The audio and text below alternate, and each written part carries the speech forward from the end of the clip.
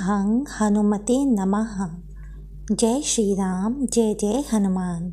प्यारे भक्तों, इस वीडियो में आप सुनेंगे मंगलवार की व्रत कथा। लेकिन उससे पहले बहुत बहुत स्वागत करती हूँ आप सभी का आपके अपने इस चैनल पर। आपका दिन शुभ और मंगलमय हो। बजरंग बली भगवान हनुमान और भगवान श्री राम की कृपा से आपकी सभी मनोकामनाएं पूर्ण हों। वैसे तो भगवान शंकर के 11वें अवतार कहे जाने वाले हनुमान जी का व्रत और पूजन करने से सभी मनोकामनाएं पूर्ण होती हैं, लेकिन यदि किसी कारणवश भगवान हनुमान का मंगलवार का व्रत ना भी रख पाएं, तो मंगलवार व्रत कथा का पाठ करने या सुनने से ही भक्तों की सभी मनोकामनाएं पूर्ण हो जाती हैं। सुख, संपत्ति, यश और संतान प्राप्ति के लिए मंगलवार का व्रत रखना बहुत शुभ माना जाता है। तो आइए भक्तों, श्रवण कीजिए मंगलवार व्रत कथा का। प्राचीन समय की बात है, किसी नगर में एक ब्राह्मण दंपति रहते थे। उनके कोई संतान न होने के कारण वो बहुत दुखी रहते थे। हर मंगलवार ब्राह्मण वन में हनुमान जी की पूजा के लिए चला जाता था। वह पूजा करके बजरंग बली से एक पुत्र की कामना करता था। उसकी पत्नी भी पुत्र की प्राप्ति के लिए मंगलवार का व्रत करती थी। वह मंगलवार के दिन व्रत के अंत में हनुमान जी को भोग लगाकर ही भोजन करती थी। एक बार व्रत के दिन ब्राह्मणी भोजन नहीं बना पाई और ना ही हनुमान जी को भोग लगा सकी। तब उसने प्रण किया कि वह अगले मंगलवार को हनुमान जी को भोग लगाकर ही भोजन करेगी। वह भूखी प्यासी 6 दिन तक पड़ी रही। मंगलवार के दिन वो बेहोश हो गई। हनुमान जी उसकी श्रद्धा और भक्ति देखकर बहुत प्रसन्न हुए। उन्होंने आशीर्वाद के स्वरूप ब्राह्मणी को एक पुत्र दिया और कहा कि यह तुम्हारी बहुत सेवा करेगा। बालक को पाकर ब्राह्मणी बहुत खुश हुई। उसने बालक का नाम मंगल रखा।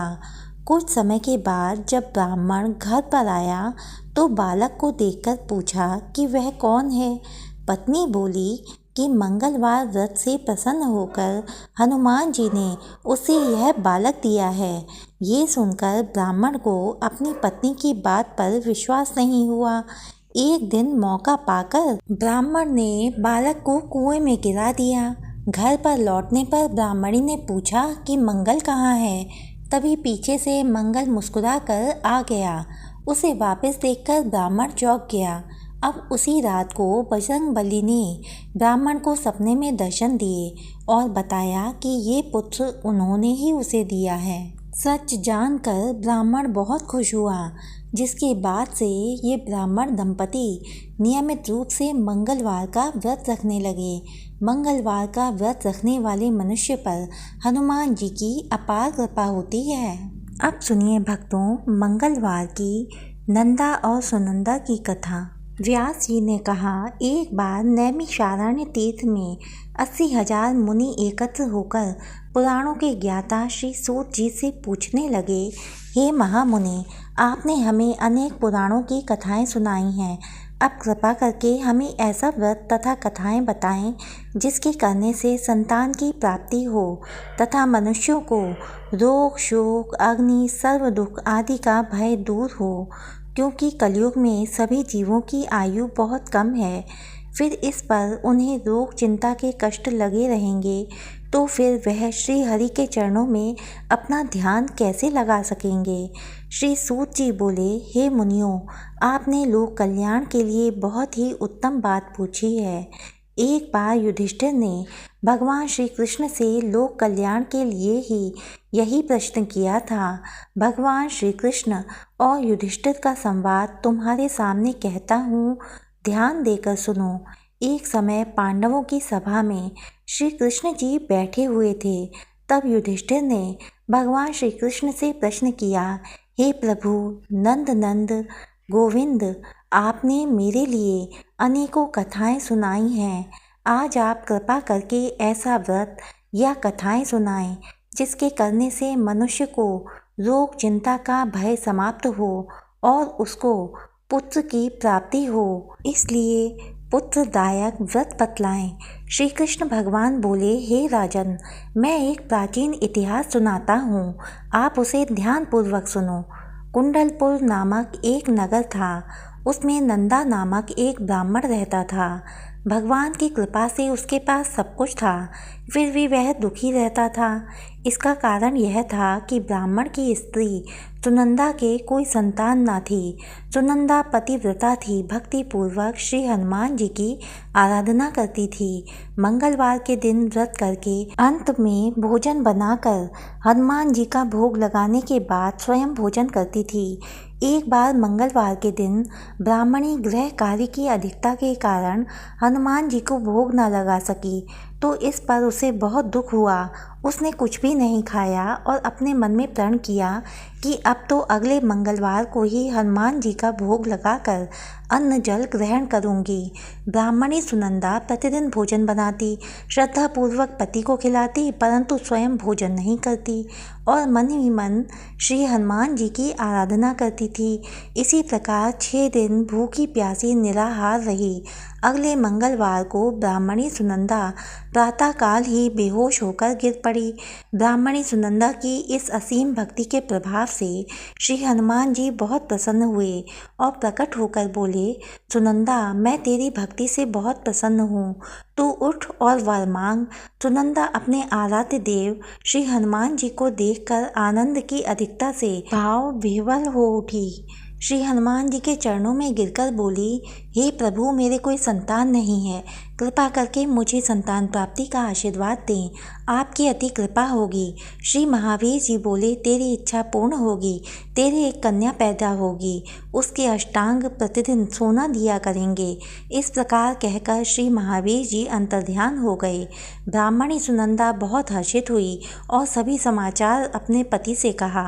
ब्राह्मण देव कन्या का वरदान सुनकर कुछ दुखी हुए, परंतु सोना मिलने की बात सुनी तो बहुत खुश हुए। विचार किया कि ऐसी कन्या के साथ मेरी निर्धनता भी समाप्त हो जाएगी। श्री हनुमान जी की कृपा से वह ब्राह्मणी गर्भवती हुई और 10वें महीने में उसे एक बहुत ही सुंदर पुत्री प्राप्त हुई। ये बच्ची अपने पिता के घर में ठीक उसी तरह से बढ़ने लगी जिस प्रकार शुक्ल पक्ष का चंद्रमा बढ़ता है। 10वें दिन ब्राह्मण ने उस बालिका का नामकरण संस्कार कराया। उसके कुल पुरोहित ने उस बालिका का नाम रत्नावली रखा, क्योंकि यह कन्या सोना प्रदान किया करती थी। इस कन्या ने पूर्व जन्म में बड़े ही विधान से मंगल देव का व्रत किया था। रत्नावली का अष्टांग बहुत सा सोना देता था। उस सोने से नंदा ब्राह्मण बहुत धनवान हो गया। अब ब्राह्मणी भी अभिमान करने लगी। समय बीतता रहा। अब रत्नावली 10 वर्ष की हो चुकी थी। एक दिन जब नंदा ब्राह्मण बहुत खुश था, तब सुनंदा ने अपने पति से कहा, मेरी पुत्री रत्नावली विवाह के योग्य हो गई है, इसलिए आप कोई सुंदर और योग्य वर देखकर इसका विवाह कर दें। तब ब्राह्मण बोला, अच्छी बात है, कल मैं अवश्य ही योग्य वर की तलाश में अपना दूत भेजूंगा। दूसरे दिन ब्राह्मण ने अपने दूत को बुलाया और आज्ञा दी कि जैसी सुंदर मेरी कन्या है, वैसा ही सुंदर वर उसके लिए तलाश करो। दूत अपने स्वामी की आज्ञा पाकर निकल पड़ा। पंपई नगर में उसने एक सुंदर लड़के को देखा। यह बालक एक ब्राह्मण परिवार का बहुत गुणवान पुत्र था। इसका नाम सोमेश्वर था। दूत ने इस सुंदर व गुणवान ब्राह्मण पुत्र के बारे में अपने स्वामी को पूर्ण विवरण दिया। ब्राह्मण नंदा को भी सोमेश्वर अच्छा लगा और फिर शुभ मुहूर्त में विधि पूर्वक कन्यादान करके ब्राह्मण ब्राह्मणी संतुष्ट हुए। लेकिन ब्राह्मण के मन में तो लोभ समाया हुआ था। उसने कन्यादान तो कर दिया, पर वह बहुत खिन्न भी था। उसने विचार किया कि रत्नावली तो अब चली जाएगी और मुझे इससे जो सोना मिलता था वह अब नहीं मिलेगा। मेरे पास जो धन था कुछ तो इसके विवाह में खर्च हो गया और जो शेष बचा है वो भी कुछ दिनों के बाद समाप्त हो जाएगा। मैंने तो इसका विवाह करके बड़ी भूल कर दी। अब ऐसा कोई उपाय हो कि रत्नावली मेरे घर में ही बनी रहे, अपनी ससुराल ना जावे। लोभ रूपी राक्षस ब्राह्मण के मस्तिष्क पर छाता जा रहा था। अब उसने विचार किया कि जब रत्नावली को लेकर उसका पति सोमेश्वर अपने घर के लिए जाएगा तो वो मार्ग में छिपकर सोमेश्वर का वध कर देगा और अपनी लड़की को अपने घर ले आएगा, जिससे नियमित रूप से उसे सोना भी मिलता रहेगा और समाज का कोई मनुष्य उसे दोष भी नहीं दे सकेगा। सुबह हुई तो नंदा और सुनंदा ने अपने जमाई तथा लड़की को बहुत सारा धन देकर विदा किया।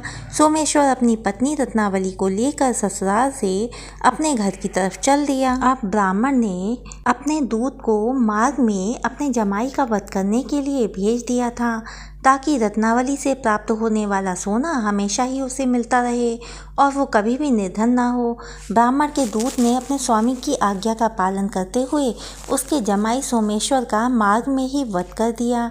समाचार प्राप्त कर ब्राह्मण नंदा मार्ग में पहुंचा और रुदन करती हुई अपनी पुत्री रत्नावली से बोला, हे पुत्री, रास्ते में लुटेरों ने तेरे पति का वध कर दिया है। भगवान की इच्छा के आगे किसी का कोई वश नहीं चलता। अब तू घर चल, वहाँ पर ही रहकर शेष जीवन व्यतीत करना। जो भाग्य में लिखा है वही होगा।